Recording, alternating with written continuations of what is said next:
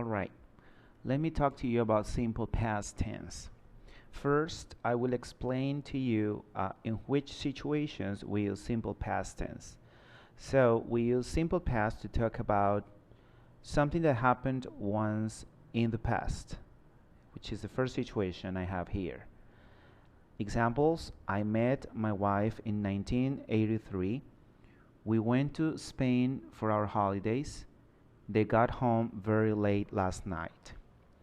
The second situation in which we use simple past in English has to do with something that happened again and again in the past. When I was a boy, I walked a mile to school every day. We swam a lot while we were on holiday. They always enjoyed visiting their friends.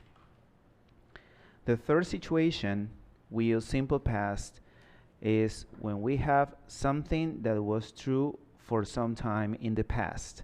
For example, I lived abroad for 10 years. He enjoyed being a student. She played a lot of tennis when she was younger. And the fourth situation in which we use simple past is when we use the expression ago. For example, I met my wife long time ago.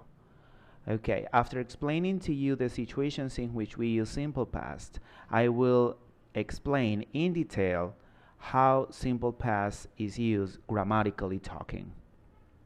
So, the first thing we have to take into account is that there are two groups of verbs. First, we have the regular verbs, and second, we have the irregular verbs. Regular verbs, as you can see on the note, take an ed form at the end. For example, call, called, like, liked, want, wanted, work, worked. They are examples of regular verbs. They are called regular verbs because they have a regular pattern, which is adding ed at the end of the verb. But also we have irregular verbs, and that's a different group. They are called irregular because they have their own simple past. Example, be, and the past of the verb to be is was, were. So notice how it changes from the infinitive form to the irregular form. Begin, began, break, broke, bring, brought, buy, bought, build, built, choose, chose, come, came, coast, coast, cut, caught, do, did, draw, drew, drive, drove, eat, ate, feel, felt, find, found.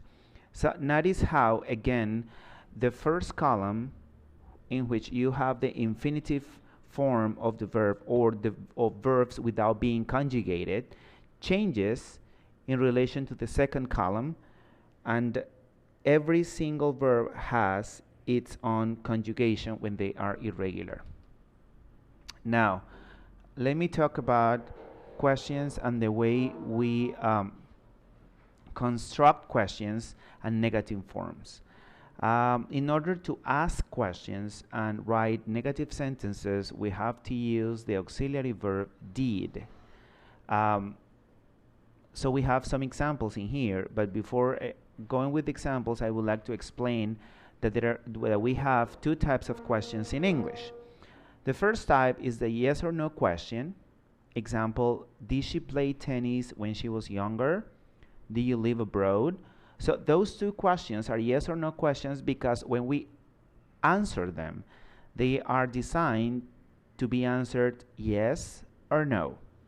On the other hand, we have a WH question or WH questions, which begin with a WH word. In this case, we have two examples. When did you meet your wife? Where did you go for your holidays?